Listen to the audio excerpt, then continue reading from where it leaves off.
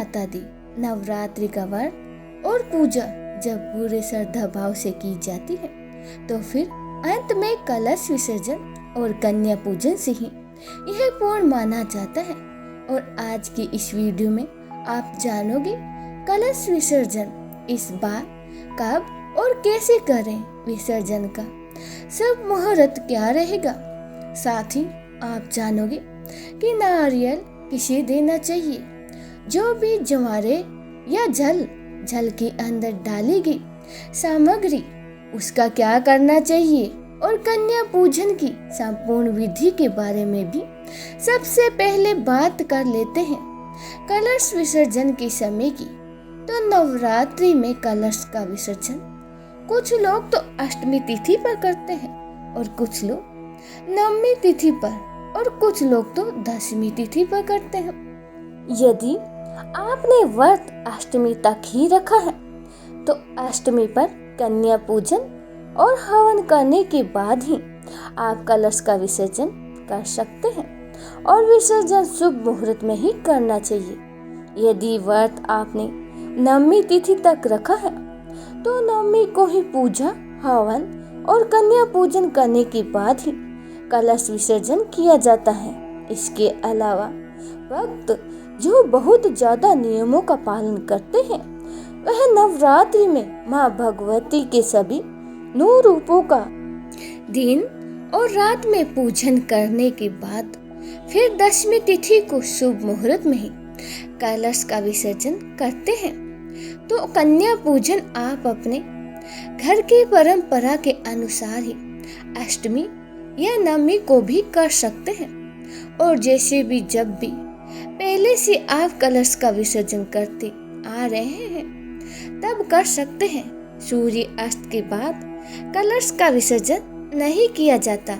इसके अलावा राहु काल के समय भी कलश का विसर्जन नहीं करना चाहिए। पहले बात कर लेते हैं दशमी तिथि के कलश विसर्जन शुभ मुहूर्त की।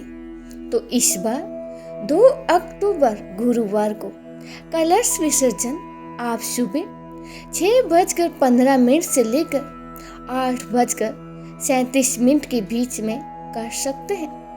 यदि इस समय आप कलश का विसर्जन कर नहीं पाते तो फिर 2 अक्टूबर को राहु काल का जो समय है वह 1:30 से लेकर 3 बजे तक रहेगा।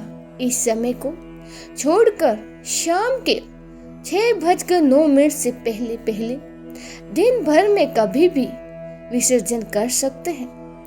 और अगर आप इस बार शारदीय नवरात्रि में 30 सितंबर मंगलवार को विसर्जन करना चाहते हो तो इस दिन सूर्य उदय होगा सुबह 6:22 पर, और इस समय के बाद से आप पूरा दिन में शाम को सूर्य अस्त से पहले यानी 6:11 को शाम से पहले विसर्जन कर सकते हैं। लेकिन दोपहर में 3 बजे से लेकर 4:30 बजे तक राहु काल रहेगा। इस समय विसर्जन ना करें। इसके अलावा 1 अक्टूबर बुधवार को मैं राहु काल दोपहर 12 बजे से लेकर 1:30 बजे तक रहेगा। इस समय विसर्जन ना करें। बाकी शाम तक आप किसी भी समय सूर्य उदय से लेकर कभी भी विसर्जन कर सकते हैं, और विसर्जन हमेशा कन्या पूजन और हवन करने के बाद ही किया जाता है। विसर्जन करने से पहले व्रत और हवन पूर्ण हो जाए तब कलश के पास बैठकर माँ दुर्गा का ध्यान करें और प्रार्थना करें कि इस प्रकार कहें, हे माँ, आपकी कृपा से मैंने इस बार शारदीय नवरात्रि के व्रतों को पूर्ण किया है। यदि व्रतों में, पूजा पाठ में, हवन में, कन्या पूजन में कोई कमी रह गई हो तो माँ मुझे क्षमा करें और आप अपना आशीर्वाद दें। इसके बाद सबसे पहले कलश के ऊपर रखे हुए नारियल को हटाना चाहिए। बहुत से लोग कन्या पूजन के समय नारियल को पहले से ही हटा लेते हैं, अगर आपने ऐसा किया है तो फिर बाकी की सामग्री का अब आपको विसर्जन करना है, हटाना है। आम के पत्ते हो, अशोक के पत्ते हो, उन्हें आप अलग से पात्र में रख ले। जितने भी फूल पत्ते हैं अगर वह अलग से पात्र में रख ले और विसर्जन से पहले आप जितने भी अक्षत हैं उन्हें अलग से एक कटोरी पात्र में रख ले और इन अक्षत को यानी चावल को आप चिड़ियों के लिए डाल सकते हैं, बहते जल में प्रवाहित कर सकते हैं या गौ माता को भी खिला सकते हैं।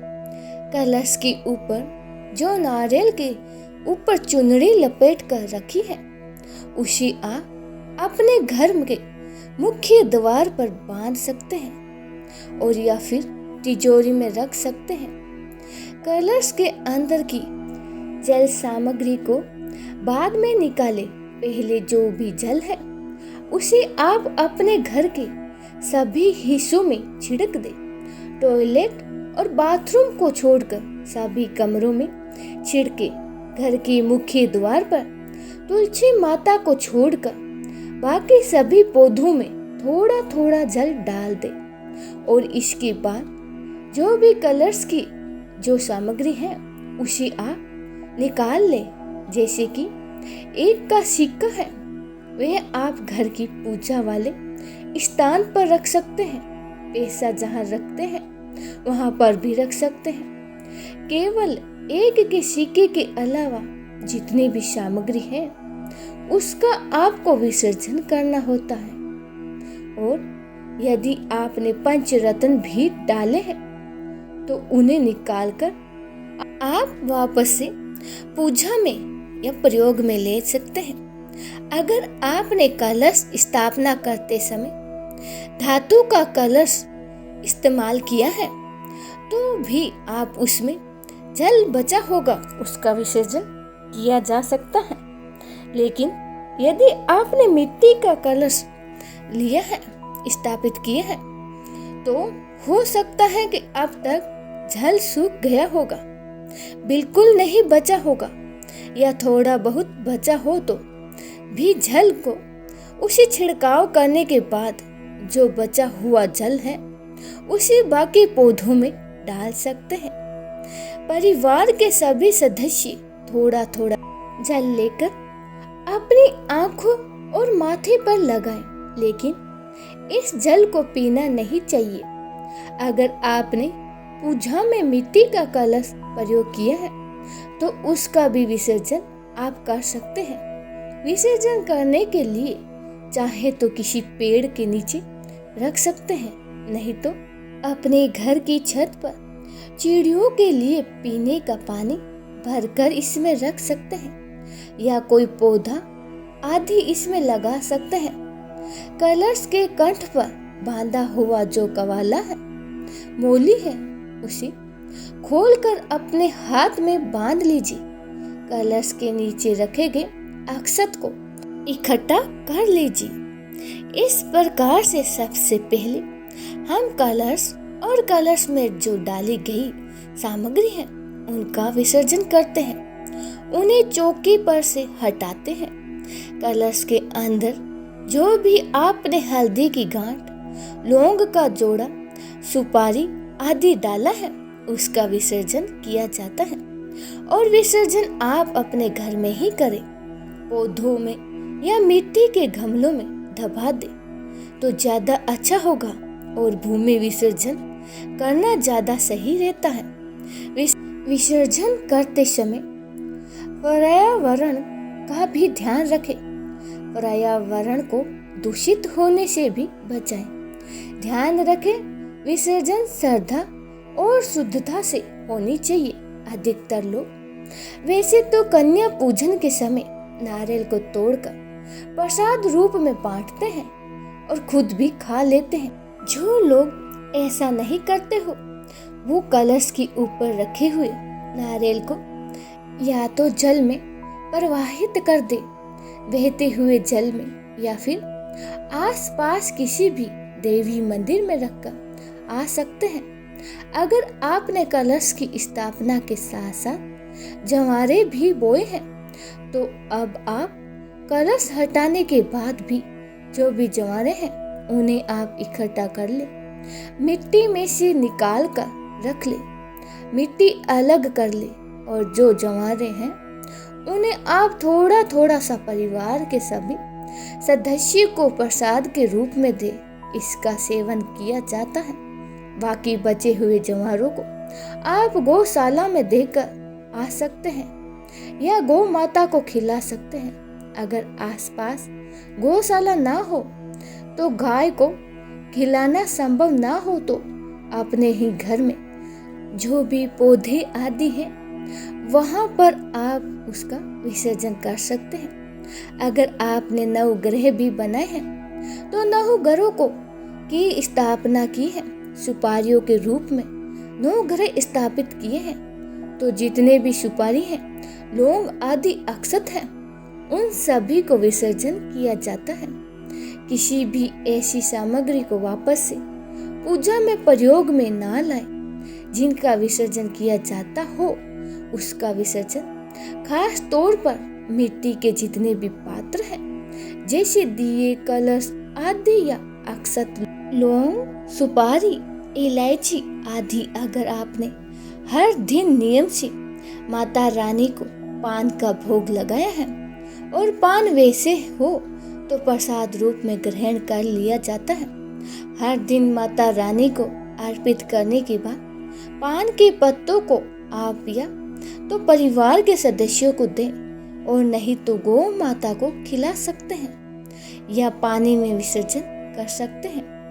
अगर आपने 9 दिन तक लगातार ये जो भोग पान, सुपारी, इलायची का है वह रखा हुआ है तो इसको भी विसर्जन कर देना चाहिए। जितने भी सुपारी है, लौंग है, इसका इस्तेमाल, उनका प्रयोग प्रसाद रूप में आप घर में भी कर सकते हैं और या फिर बहते जल में प्रवाहित कर सकते हैं।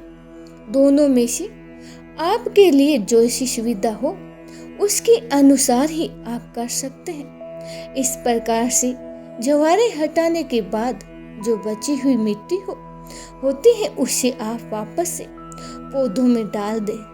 आपने अपने घर में ही जो पात्र है उसका विसर्जन आप कर सकते हैं, नहीं तो उसे भी छत पर चिड़ियों के लिए या गौ माता आदि के लिए या आने जाने वाले पशुओं के लिए पानी भरकर या उनके लिए खाना रखने के काम में ले सकते हैं। और इसके बाद ही आपको चौकी पर से माता भगवती की प्रतिमा हटानी होती है। और ध्यान रखिएगा, कलश विसर्जन करने से पहले आप कन्या पूजन अवश्य करें। कन्या पूजन 1, 5, 7, 9 या 9 जितनी भी संख्या हो, आपके लिए सुविधा हो, आप करना चाहते हो उतनी संख्या में कर ले। उसके बाद ही आपको कलश विसर्जन करना चाहिए। कलश विसर्जन करने से पहले माँ भगवती का विधि विधान से पूजन करें, उनका श्रृंगार करें और उनसे प्रसाद रूप में श्रृंगार की सामग्री ले और फिर उन्हें धूमधाम से उसी श्रद्धा के साथ विदा कर दे। धातु की प्रतिमा है तो वापस में मंदिर में रख दें और बाकी मिट्टी की यदि प्रतिमा है तो उसे वापस में मंदिर में ही रख सकते हैं। लेकिन कुछ लोग इसी संकल्प के साथ माँ भगवती की प्रतिमा को स्थापित करते हैं कि वे 9 दिन पूजा करने के बाद उनका जल में विसर्जन कर देंगे। तो जैसे भी संकल्प आपने लिया है उसके अनुसार ही आप माँ का जो विसर्जन कर सकते हैं वह करें। कलश विसर्जन के बाद भी उस जगह पर आपको दीपक जलाकर रखना चाहिए जिस जगह पर आपने 9 दिन माता रानी की चौकी स्थापित करके पूजा की है। अखंड ज्योति यदि आपने जलाया हुआ है तो जिस दिन आप विसर्जन कर रहे हो उस दिन सुबह पूजा करने के बाद फिर उसमें घी या तेल डालना बंद कर देना चाहिए और दीपक को वो अपने आप ही शांत होने देना चाहिए। भूल कर भी कलश विसर्जन वाले दिन लहसुन प्याज या कि तामसिक चीजों का लहसुन प्याज मांस मंदिरा अंडा आदि का सेवन नहीं करना चाहिए।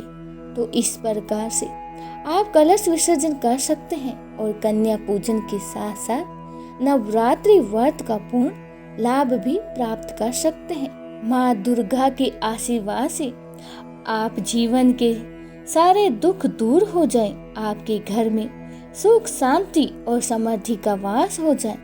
ये थी आज की जानकारी। कैसी लगी कमेंट बॉक्स में जरूर बताइएगा।